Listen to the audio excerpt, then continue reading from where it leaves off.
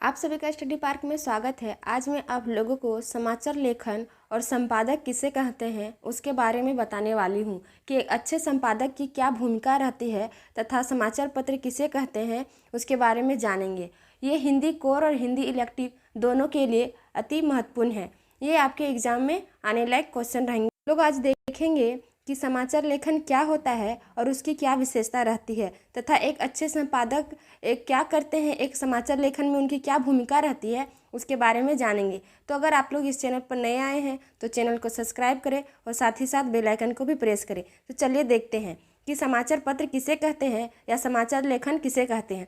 तो समाचार लेखन किसे कहते हैं, इसकी क्या क्या भूमिका रहती है, इसकी क्या क्या विशेषता रहती है। जो समाचार लेखन है उसकी क्या भूमिका या क्या विशेषता रहती है, या फिर देखते हैं कि समाचार लेखन क्या होता है और इसकी क्या विशेषता रहती है तथा एक आदर्श समाचार लेखन की क्या विशेषता रहती है। तो चलिए देखते हैं पहला क्वेश्चन क्या रहता है कि समाचार लेखन से आप क्या समझते हैं, इसकी कौन कौन सी विशेषता है, या फिर एक आदर्श समाचार लेखन की क्या विशेषता रहती है। तो चलिए देखते हैं इसका उत्तर क्या होगा कि समाचार लेखन एक कला है। समाचार लेखन क्या है? समाचार लेखन एक कला है। समाचार को अंग्रेजी में क्या कहते हैं? तो समाचार को अंग्रेजी में न्यूज़ कहते हैं। समाचार को अंग्रेजी में क्या कहते हैं? न्यूज़। और न्यूज़ का क्या मतलब होता है इसके बारे में देखते हैं। तो एन फॉर नॉर्थ, नॉर्थ मतलब उत्तर, ईस्ट, ईस्ट मतलब पूरब, ई से ईस्ट, डब्ल्यू से वेस्ट, वेस्ट मतलब पश्चिम, और एस से साउथ, साउथ मतलब दक्षिण। इसका मतलब होता है कि चारों दिशाओं की जानकारी प्राप्त करना।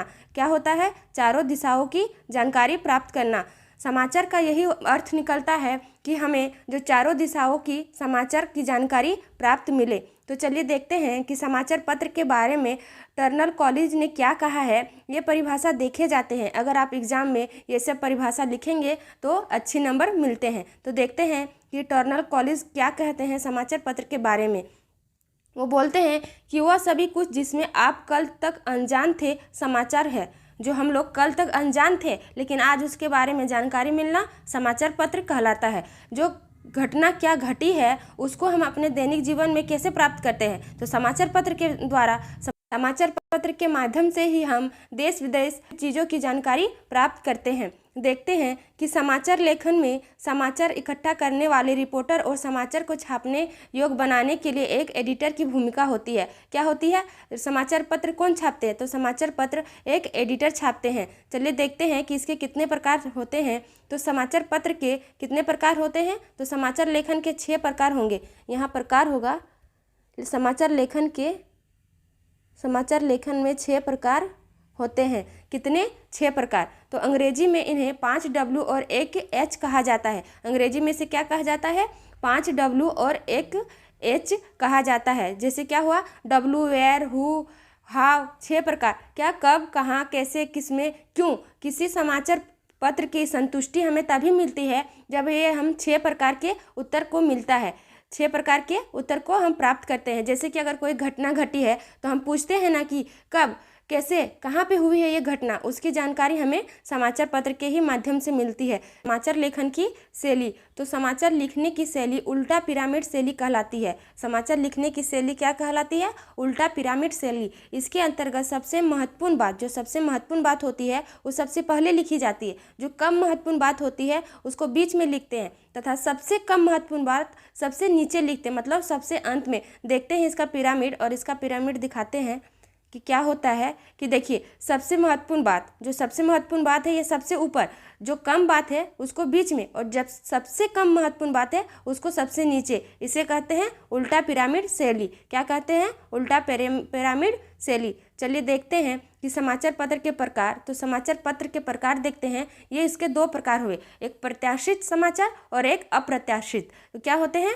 जो देखते हैं प्रत्याशित समाचार क्या होते हैं?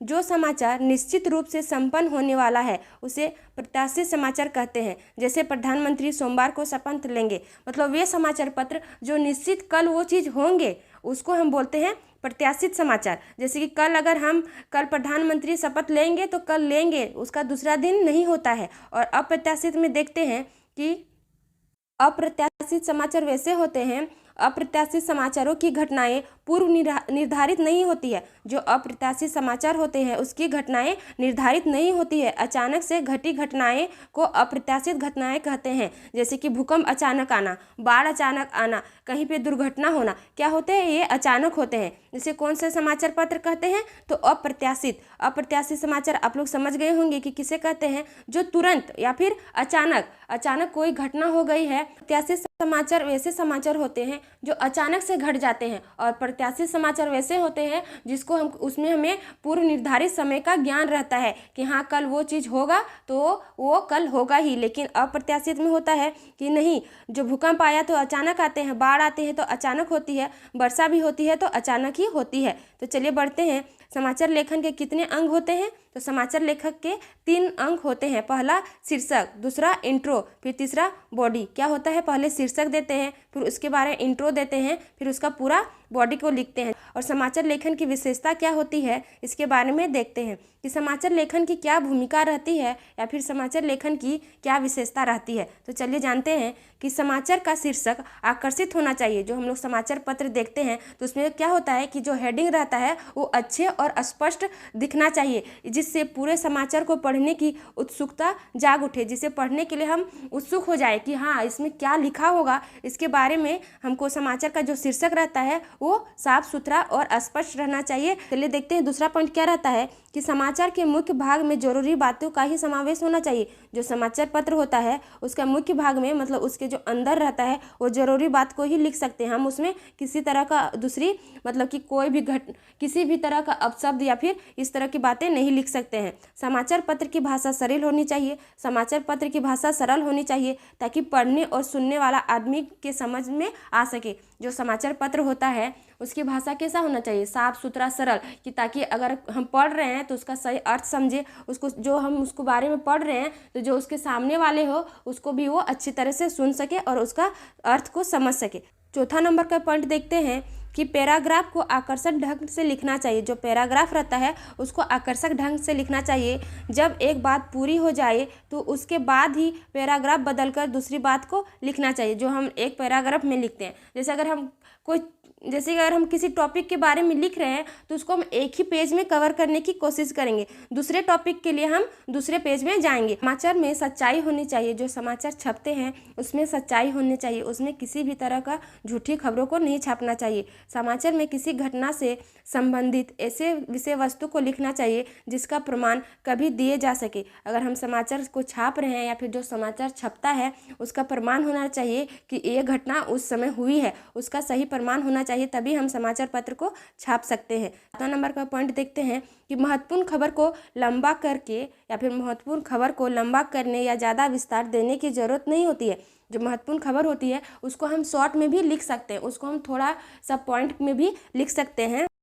किसी विशेष समुदाय या समूह के बारे में कोई टिप्पणी नहीं करें। जिस समाचार पत्र में हम किसी जाति पाति का भेदभाव नहीं करना होता है, उसमें किसी भी जाति या धर्म के बारे में एक तरफा नहीं लिख सकते हैं। किसी धर्म को भी कभी बदनाम नहीं कर सकते हैं। कि संपादक किसे कहते हैं, पढ़ते हैं आज हम संपादक किसे कहते हैं और एक अच्छे संपादक की विशेषता क्या होती है। संपादक से आप क्या समझते हैं, क्वेश्चन देखा जा सकता है कि संपादक से क्या समझते हैं, एक अच्छे संपादक की क्या विशेषता या क्या भूमिका रहती है। तो पहले जानते हैं कि संपादक किसे कहते हैं। तो संपादक संपादन का कार्य करने वाला व्यक्ति संपादक कहलाता है। संपादक का सामान्य अर्थ होता है वह व्यक्ति जो समाचारों को सुधारकर उसे पढ़ने लायक बनाता है। संपादक किसे कहते हैं, जब समाचार पत्र एक जगह इकट्ठे होते हैं तो उसमें जो त्रुटियां होती है उसको सुधारकर उसे छापने लायक बनाते हैं। चलिए देखते हैं अगले पॉइंट, और अगला पॉइंट देखते ये रहा कि संपादक हर खबर को पैनी नज़र से देखता है और उसमें आवश्यक संशोधन करके उसे छापने लायक बनाता है। जो संपादक होता है वो क्या करता है कि उसके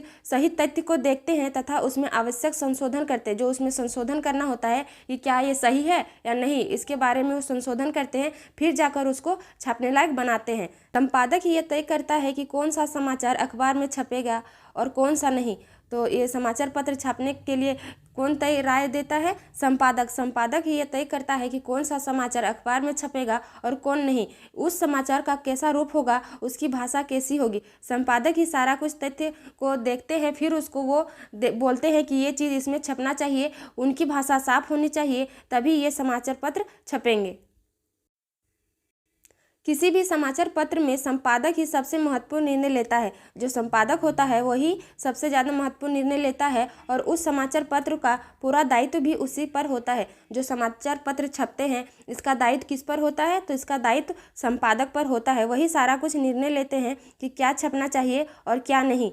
देखते हैं अगले पॉइंट। और अगला पॉइंट ये रहा कि एक अच्छे संपादक की क्या विशेषता रहती है। एक अच्छे संपादक की क्या विशेषता रहती है या फिर उनकी क्या भूमिका रहती है। तो देखते हैं कि संपादक की लेखन की भाषा सरल होनी चाहिए। संपादक पूरी तरह से विश्वसनीय और ईमानदार होना चाहिए। जो संपादक रहता है उसको पूरी तरह से ईमानदार होना चाहिए और उसकी भाषा सरल होनी चाहिए ताकि उसकी भाषा दूसरों को समझ में आए। संपादक हमेशा निष्पक्ष होना चाहिए, वो किसी भी पक्ष में नहीं बोल सकते हैं। चलिए बढ़ते हैं अगले पॉइंट की ओर और देखते हैं कि संपादक का चरित्र साफ सुथरा होना चाहिए। जो संपादक रहता है उसका चरित्र कैसा होना चाहिए, तो उसका चरित्र साफ सुथरा होना चाहिए। एक अच्छा संपादक वही होता है जिसमें भाषा की अच्छी समझ होती है, साथ ही साथ उसकी भाषा दूसरे के मन को प्रभावित करे। संपादक का लेख बहुत लंबा अथवा बहुत छोटा भी नहीं होना चाहिए। जो संपादक रहते हैं उसका क्या होना चाहिए कि उसका जो लिखने का तरीका होना चाहिए वो बहुत लंबा तथा बहुत छोटा भी नहीं होना चाहिए। अगले पॉइंट देखते हैं।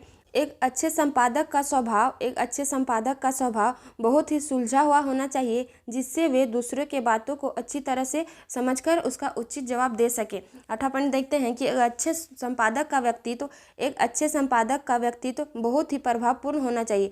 जो अच्छा संपादक होता है वो उसका व्यक्तित्व बहुत ही अच्छा होना चाहिए, तभी वो दूसरों को अपनी बातों को समझा सकते हैं। आज के लिए इतना ही। अगर आप लोगों की ये वीडियो पसंद आई है तो चैनल को सब्सक्राइब करें, साथ ही साथ बेल आइकन को भी प्रेस करें। धन्यवाद।